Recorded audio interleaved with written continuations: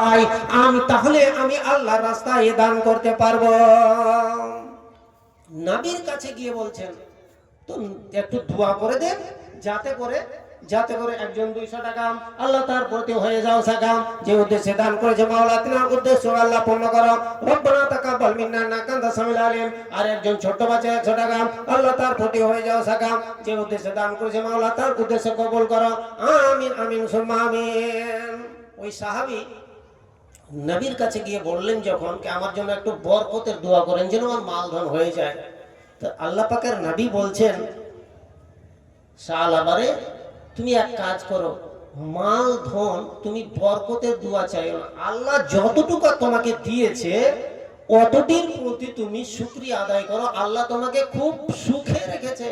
যদি মাল ধন বেশি হয়, বেশি হিসাব দিতে হবে আল্লাহর কাছে। এখানে আল্লাহ পাকের নবী বললেন, বাড়ি কোথায়? মালসাওয়া। আর কিছু পারলে মনে হয় পারবেন, মনে হয় পাগড়ি দেখাবো, যে একদম মুসাফা করে পাগড়িতে কিছু দাম থাকে। হ্যাঁ, ওই বিহারের পাশে আপনার বাড়ি, তো মানে বিহারের একটু পাগড়ি ওর থাকবে, ওর আসারটা আছে। আর যার পাগড়ি থাকবে মানে হিম্মত ভিতরে আছে।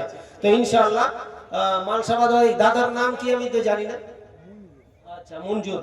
মালসাবাদ থেকে মঞ্জুর আলম ভাই আমার, মালসাবাদ থেকে মঞ্জুর আলম সাহেব 1500 টাকা দান করেছে মাওলা। আল্লাহ মান্তা সালামিন কা সালাম তাবারাক রব্বানা ওয়া তাআলা ইয়া জালাল ইকরাম। হে রব্বুল আলামিন, আত্মীয় স্বজন যারা কবরবাসী হয়ে গেছে মাওলা, এই দানের ওসিলায়, দানের বরকতে আল্লাহ তাদের রুহের মাগফিরাত করো। আমিন আমিন সুম্মা আমিন। আল্লাহ পাকের নবী বললেন, শালাবারের যেই সম্পদ, যেই টাকা পয়সা তোমার আছে, ওই টাকা পয়সার উপরে তুমি আলহামদুলিল্লাহ শুকরিয়া আদায় করো।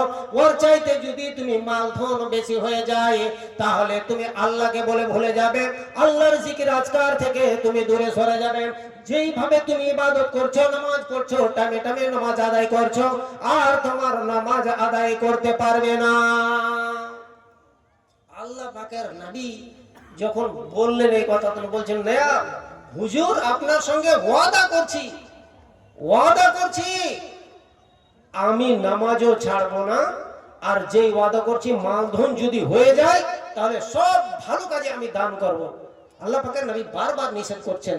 বলছেন, না হুজুর, দোয়া তো করে দেন। মানলো না কথা। আল্লাহ পাকের নবী হাত উঠিয়ে আল্লাহকে তো বলছেন, হে রব্বুল আলামিন, আমার শালাবা বিন হাদাব গরিব মানুষ, তার মালধন নাই, আল্লাহ তুমি তার মালে বরকত দাও, তার উটে বরকত দাও, তার ছাগলে বরকত দাও, আল্লাহ তুমি বরকত দাও, তাকে একজন ধনী ব্যক্তি বানিয়ে যাও। হে রব্বুল আলামিন, তোমার বান্দা শালাবা, তোমার আল্লাহ ওয়াদা করেছে যত ভালো কাজ হবে, যত নেকির কাজ হবে, সমস্ত নেকির কাজে দান করবে। যখনই যেমনই আল্লাহ পাকের নবী দোয়া করে দেওয়া, আল্লাহ পাক রব্বুল আলামিন তার মালে বরকত দিতে আরম্ভ করলেন। কিরকম ভাবে বরকত হলো? মালে মদিনার বুকে, ওই জায়গাতে মক্কায়, সেই ওখানকার সম্পদ হচ্ছে কি উট। ওরা উট পালন করত, উটের চাষবাস, ছাগল। শালাবা বিন হাতাবকে আল্লাহ পাক রব্বুল আলামিন তার মাল ধনে এত বরকত দিতে লাগলো, এত বরকত দিতে লাগলো। তার ধরেন 10টা উট ছিল, বছর হতে না হতে আল্লাহ এমন বরকত দিল, 50টা উট হয়ে গেল, 50টা ছাগল হয়ে গেল, 100টা ভেড়া হয়ে গেল, গাই গরু অনেক যখন হয়ে গেল। শালাবা বিন হাতাব যেই জায়গায় বাস করতো, গরু ছাগল গুলা চড়াতো, ওই জায়গাতে কিন্তু আর জায়গা হয় না। ওখানে চড়াতে হবে কিন্তু চড়াবার জায়গা হয় না। কিন্তু আমরা জানি, যেরকম কি বিহারে দেখতে পাবেন বাড়ি এক জায়গায়, আর ছাগল গরু মোষ নিয়ে অন্য জায়গায় একটা কুড়া ঘর করে নাই, যেটাকে আমরা বাথান বাড়ি বলে জানি। ওরকম ভাবে শালাবা বিন হাতাব মদিনা থেকে বাইরে একটা মাঠে বাথান বাড়ি তৈরি করে দিলাম। আর যখন তার টাকা পয়সা ছিল না, যখন গরিব মানুষ ছিল, প্রত্যেক 5 ওয়াক্তে আল্লাহ পাকের নবীর সঙ্গে মসজিদে নববীতে এসে জামাতের সঙ্গে নামাজ পড়তো। কিন্তু তার মালধন এমন হয়ে গেল, মালধনের পাশে এত ব্যস্ত হয়ে গেল, ছাগল ভেড়ার পাশে এত ব্যস্ত হলো, ছাগল চড়াবার জন্য ময়দানে চলে যায়। জোহরে আসে কিন্তু সে আসরে আর আসতে পারে না। কোন সময় যদি আসরে আসে মাগরিবে আসতে পারে না, তার জোহর ছুটতে আরম্ভ হলো, আসর ছুটতে আরম্ভ হলো। আল্লাহ পাকের নবী বলছেন, ওরে আমার সাহাবারা বলো দেখি সালাবা বিন হাতাবের অবস্থা কি, তার খবর কি, তাকে কেন জামাতে দেখতে পাই না?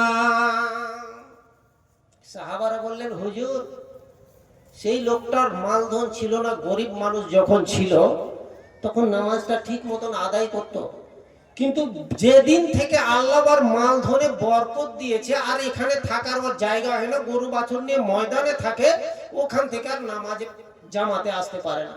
আল্লাহ পাকের নবী আফসোস করছেন, হায় রে সালাবা, তোমাকে আমি বলেছিলাম কি তুমি মালধন চেও না, তুমি আল্লাহকে বলে ভুলে যাবে, আল্লাহ তুমি জিকির আজকার বলে ভুলে যাবে, মালধনের পিছনে ব্যস্ত হয়ে যাবে, ব্যস্ততায় থাকবে, আল্লাহকে বলে ভুলে যাবে, এই জন্য তুমি মালধন চেও না। শুধুমাত্র কখন কখন আসে? এখন জোহর ছুটে গেল, আসর ছুটে গেল, আর দিনের বেলায় ওই 5 ওয়াক্তের নামাজে কিন্তু আর হাজিরা দিতে পারে না। শুধুমাত্র কে শুক্রবারের দিন, জুমার দিন এসে জুমা পড়ার জন্য আসতো, খালি জুমা পড়ার জন্য। জুমা তো পরে এই পরে বলে এমন হয়ে গেল, জুমাও ব্যস্ত হয়ে গেল, জুমাও আসতে পারে না। আল্লাহ পাকের নবী বলছেন, ও সাহাবা, আল্লাহ পাকের নবী বললেন, ওরে আমার সাহাবা বলো তো সালাবা বিন হাতাবকে জুমার নামাজেও কেন দেখতে পাই না? রাস্তা দিয়ে জুমার নামাজ পড়ে যারা রাস্তা দিয়ে যেত তাদেরকে সালাবা বিন হাতাব জিজ্ঞাসা করে নিতেন, ওরে আমার ভাইরা এই জুমাতে আল্লাহ পাকের নবী কোন ধরনের হাদিস বর্ণনা করেছেন, কি সম্পর্কে আল্লাহ পাকের নবী ওয়াজ করেছেন, এই কথাগুলো শুধু জিজ্ঞাসা করে নিতেন। এক জুমাতে হঠাৎ করে আয়াত মানে আল্লাহ আয়াত অবতীর্ণ করে দিলেন, খুজমিন আমওয়ালিহিম সাদাকাতান তুতাহিরুহুম ওয়া তুযাক্কিহিম বিহা ওয়া সাল্লি আলাইহিম ইন্না সালাতাকা সাকানুল লাহুম। আল্লাহ পাকের নবী দোয়া করলেন, খুজমিন আমওয়ালিহিম সাদাকাতান, আর এক জায়গায় তুখাযু মিন আগনিয়াইহিম ওয়া তুরাদ্দু আলা ফুকারাহিম, ধনীদের কাছে নাও, গরিবদের কাছে বিল্লি বন্টন করো। ওটা হয়ে গেল।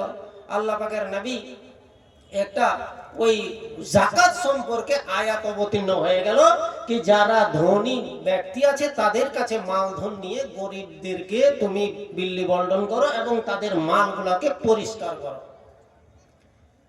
এবার আল্লাহ পাকের নবীকে অর্ডার যখন আল্লাহ করে দিলেন কি ধনী মানুষদের কাছ থেকে যাকাত গুলো নাও, তো মদিনার বাইরে যারা আছে গরু মোষ নিয়ে ধন দৌলত নিয়ে আছে তাদের কাছে যাকাত আদায় করার জন্য একজন মুসলামা আর জোহাইনিয়া একজন ব্যক্তিকে, দুইজন ব্যক্তিকে নির্ধারিত করলো যে তোমরা দুইজন চলে যাও, ওখানে কিছু ময়দানের মাঠে লোক আছে তাদের কাছ থেকে যাকাত গুলো নিয়ে এসো, গরু মোষ আছে না যাকাত নিয়ে এসো। এবার দুইজন চললেন গিয়ে সালাবা বিন হাতাবের কাছে প্রথম উপস্থিত হয়ে গেল। উপস্থিত হয়ে যাওয়ার পরে বললেন, ও সালাবা বিন হাতাব, আমরা আল্লাহ পাকের নবীর পক্ষ থেকে যাকাতের মাল ওসুল করার জন্য তহসিলদার হিসাবে আমরা আপনার কাছে এসেছি, আপনার মালের যাকাত গুলো বের করে দেন। তো সালাবা বিন হাতাব বলছেন, এটা কেমন কথা, যাকাত আবার ভয়েতে থাকতে গেলে যাকাত লাগবে, এটা কেমন কথা? আচ্ছা আমাকে চিন্তা ভাবনা করতে যাও, তোমরা অন্য কাউরের কাছে যাও। আরেকজন সাহাবা ছিলেন, ওই সাহাবার কাছে গিয়ে যেমনই কথা নবীর কথা বললেন কি আমরা আল্লাহ নবীর পক্ষ থেকে এসেছি যাকাত আদায় করার জন্য, যাকাত বের করে দেন। যেমনই শোনা আল্লাহ পাকের নবীর কথা যেমনই শোনাছে বন্ধুরে আমার, ওই লোকটা আল্লাহওয়ালা, আল্লাহ ভীরু ইমানদার মানুষ ছিল। সঙ্গে সঙ্গে ওই গরু মোষের মধ্যে থেকে উত্তম যেগুলো ভালো তার মধ্যে থেকে সঙ্গে সঙ্গে বের করে দিয়ে দিলেন, বললেন যাও তোমরা এই যাকাত আমার উটগুলোকে সাদকা যাকাত হিসাবে দিয়ে দিলাম, আল্লাহর নবীর কাছে পৌঁছে দাও। জলদি চলে আসলো। ফিরার পথে আবার বলছেন, যে দেখি সালাবা বিন হাতাবের চিন্তা ভাবনা করা হলো কি হলো না। ওখানে গিয়ে বললেন কি আমরা তো আবার আসলাম, তো তোমার যাকাতের মালটা দাও। তো বলছে তোমাদেরকে কাছে গিয়ে কোনো চিঠি পত্র কোনো কাগজ নবীর পক্ষ থেকে এসছো এটা কোনো কিছু আছে? তো দেখালেন একটা কাগজ, দেখালেন যে আল্লাহ পাকের নবীর পক্ষ থেকে আমরা জাকাত আদায় করতে এসেছি। তখন বলছেন, ভাই মনে হচ্ছে যেরকম আমরা যেরকম পশ্চিম বাংলায় বাস করছি, হাজিপুরের ভাই আমার সোম ভাই কাসিম 50 টাকা দান করেছে, আল্লাহ তার উদ্দেশ্যকে আল্লাহ পূরণ করো।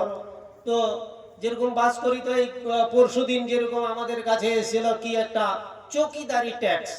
পশ্চিম বাংলায় বাস করতে গেলে একটা ট্যাক্স কাটতে হবে, ট্যাক্স দিতে হবে, দিয়ে পশ্চিম বাংলায় থাকতে হবে।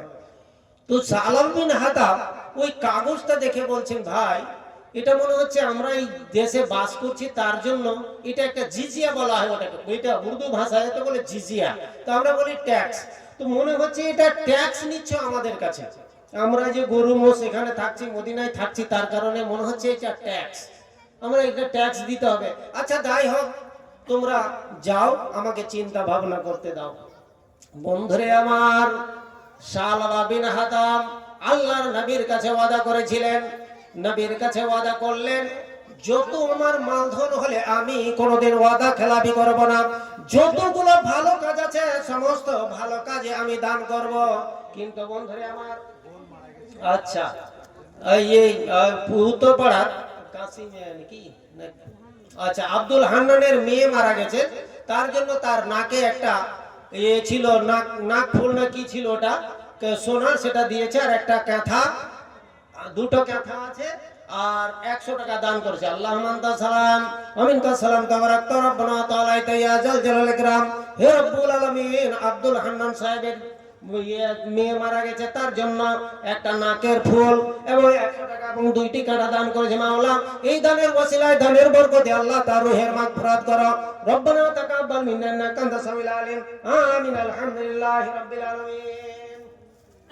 আচ্ছা, আমার দাদা, আমার সেজ দাদা মহসিন, তার ছেলে মুবাশশির আলম একখানা কালাম পাক দান করেছে। মাওলা রব্বুল আলামিন পাক পরওয়ারদিগার আলম, কালাম পাকের মধ্যে যতগুলো আয়াত রয়েছে, যতগুলো অক্ষর রয়েছে, আল্লাহ পাকের নবী বললেন কি কোরআনে এমন একটা জিনিস, কোরআন যদি তেলাওয়াত করতে করা যায়, যতগুলো হরফ রয়েছে প্রত্যেক হরফে আল্লাহ 10 নেকি করে দান করেন। আল্লাহ রাব্বুল আলামিন তোমার কাছে দোয়া করি, মাওলা কোরআনের মধ্যে যতগুলো হরফ রয়েছে প্রত্যেক হরফের বদলে 10 নেকি করে তোমাকে দান করো। রব্বানা তাকাব্বাল মিন্না ইন্নাকা আনতাস সামিউল আলিম। আমিন। আলহামদুলিল্লাহি রাব্বিল আলামিন। এবার সালাম বিন হাতাব তাদেরকে ফেরত পাঠিয়ে দিলেন। ফেরত পাঠিয়ে দিলেন, যাওয়ার পরে আল্লাহ পাকের নবী বলছেন, ইয়া রাসূলুল্লাহ, ইয়া হাবিবাল্লাহ, হুজুরগণ, আমি একজন সাহাবী ওখানে ছিলেন, সে যাকাত দিয়ে দিল, কিন্তু আপনার যে প্রিয় সাহাবী সালাবা বিন হাতাব, যে সালাবা বিন হাতাব আপনার কাছে বরকতের দোয়া করে চেয়েছিলেন, সেই সালাবা বিন হাতাব যাকাত দিল না, ফিরিয়ে দিল। কোরআনের আয়াত আল্লাহ পাকের নবীর নিষেধ হয়ে গেল। বলছেন, হে নবী, তোমার এই সালাবা বিন হাতাবের খবরদার, খবরদার, তার যাকাত তুমি আর কবুল করতে পাবে না, তার যাকাত আমার কাছে আর তার যাকাত চলবে না। কেন আল্লাহ পাক রব্বুল আলামিন বলছেন, ওয়া মিনহুম মান আহাদাল্লাহ লাইন আতানা মিন ফাজলিহি লাইন আতানা মিন ফাজলিহি লা নাসাদদাকান্না ওয়া লা নাকুনান্না মিনাস সালিহিন। এ থেকে কি বালুয়া থেকে নইমুদ্দিন ডাক্তারের বাবা 200 টাকা দান করেছেন। আল্লাহ গো, এই দানকে তুমি সদর গ্রহণ করে নাও। আল্লাহ তার অসুখকে আল্লাহ তুমি দূর করে দাও। আযাবিল বাস রাব্বান নাস আসফি আনতা সাফি লা সিফা ইল্লা সিফাউকা সিফা আন লা ইয়াগাদিরু সাকামা। আল্লাহ বলছেন, ওয়া মিনহুম মান আহাদাল্লাহ লাইন আতানা মিন ফাজলিহি, বান্দাদের মধ্যে এমন লোক আছে ওরা আল্লাহর কাছে বড় বড় ওয়াদা করে থাকে, তারা আল্লাহর কাছে বিরাট ওয়াদা করে থাকে। লাইন আতানা মিন ফাজলিহি, যদি আল্লাহ পাক রব্বুল আলামিন আমাকে আল্লাহর ফজলে, আল্লাহর বরকতে, আল্লাহর রহমত দিয়ে যদি আমাকে কিছু দান করত, লা নাসাদদাকান্না ওয়া লা নাকুনান্না মিনাস সালিহিন, তাহলে আল্লাহর দানকৃত যতগুলো আমার ধন হতো সমস্ত ওই ধন থেকে আল্লাহর রাস্তায় দান করতাম। লা নাসাদদাকান্না ওয়া লা নাকুনান্না মিনাস সালিহিন। তারপরে বলছেন, ফালাম্মা আতাহুম মিন ফাজলিহি বাখিলু বিহি, আল্লাহর কাছে ওয়াদা করলো, আল্লাহ তার ওয়াদা পূর্ণ করে দিল, তাকে ধনী করে দিল। আর কিছু এদিকে আসবে নাকি? আসলে তো ভালো হতো। পকেটে হাত ভরেছিলেন তো মনে করছে দিবেন কিছু, আম করি না, যদি থাকে তো আর কিছু এক আধ খান দিয়ে দেন। আমার ভাইরা নাকি, আচ্ছা আমার সাড়ু মানে বড়দার সাড়ু মানে আমারও সাড়ু, যেরকম করে দোস্তের দোষ, যেরকম জোস্তের জোশ হয় ওরকম দোস্তের দোষ হয়, ওরকম মানে বড়দার সাড়ু তো আমারও সাড়ু। তাহলে দোস্তের দোষের একটা গল্প শুনিয়ে দিই একটু। একজন মানুষ আছে খুবই ল্যাংঠা, যদি জেনে লাই কি আমার দোষ আর একজন কারোর সাথে খুবই দোস্তালি আছে, তো ওর মধ্যে একটা দোষ খুবই লালঠা দোষ, তাহলে যদি শুনে লাই ওর কেউ সম্পর্কর কেউ আছে, আমার দোষ একজন, এটা মনে করেন আমার দোষ, ইয়ার যদি ফের কোন দোষ থাকে, তো ধরেন আমি আমার দোস্তের কাছে যাব না, ওর কাছে গিয়ে ফের মানে দোস্তালি লাগিয়ে দিব, ও তো উনি জানতে পারে আপনি কে, তুমি বলছে আপনার দোষ উনি, তো বলছে হ্যাঁ, বলছে ওটা তো আমারও দোষ, তো চলে করেন খেয়ালেন বা কিছু ওকে ভালো মানে করবে, এরকম করে না সম্পর্ক লাগাইতে থাকে। তো যখন লোক একটা জেনে লেছে কি এই লোকটা আসলে দেয়াল লোক আছে, খালি কুটুম তালি লাগাইতে যাবে, তো বলছে কে আপনি, আরেকজনের বাড়ি কইছে আপনার দোস্তের দোষ, দোস্তের দোষ মানে একজন টপকে যায় ফের দোস্তের দোষ। তো ও মনে করছে লালটা তো তোরও আমি দেখাচ্ছি, তো মানে মাংস রান্না করেছে, রান্না করার পরে হাঁড়িতে মশলা টসলা গুলো লেগা আছে, ফার্স্টে তো ওই ভালো ঝোল গেলা দিলে আর মাংস দিয়েছে, তারপরে ঝোল শেষ হয়ে গেল, তখন আরো ভাত নিচ্ছে আর খাইছে, মানে মুরগার মাংস খাইছে খুব, তারপরে শেষ হয়ে গেছে, হাঁড়িটা ধুইয়া ফের খোরাতে করে নিয়ে চলে এসছে। তো বলছে এগুলো কি, তো কইছে আপনি কে, কইছে আমি দোস্তের দোষ, তো কইছে এগুলো হচ্ছে জোস্তের জোশ, বুঝলেন, জোস্তের জোশ, যেরকম দোস্তের দোষ তো জোস্তের জোশ। তো এরকম ভাবে মানুষের সম্পর্ক লাগিয়ে মানে কিছু লালঠা হয়, তো ওকে এরকম করবেন, জোস্তের জোশ দিবেন, তাহলে ও কুটুম তালি ছেড়ে দিবে। তো হযরত সালাবা বলছে আল্লাহ পাকের নবী বলছেন মিনহুম মান আহাদাল্লাহ লাইন আতানা মিন ফাজলিহি লা নাসাদদাকানা ওয়া লা নাকুনান্না মিনাস সালিহিন, আল্লাহ যদি আমাকে ধন সম্পদ দিত তাহলে আমি সব ভালো কাজে দান করতাম, আল্লাহ দিয়েছে, দেওয়ার পরে ফালাম্মা আতাহুম মিন ফাজলিহি বাখিলু বিহি, আল্লাহ যখন তাকে দেয় তারপরে বখিলি আরম্ভ করে দেয়, কাঞ্চুসি আরম্ভ করে দেয়। আল্লাহ পাকের নবীর যখন শুনলেন সালামা বিন হাতাবের কথা, ও দিল না ধন সম্পদ না আর যাকাত দিল না, আল্লাহ পাকের নবী এত আফসোস করলেন, হায় রে সালামা তোমাকে আমি নিষেধ করেছিলাম।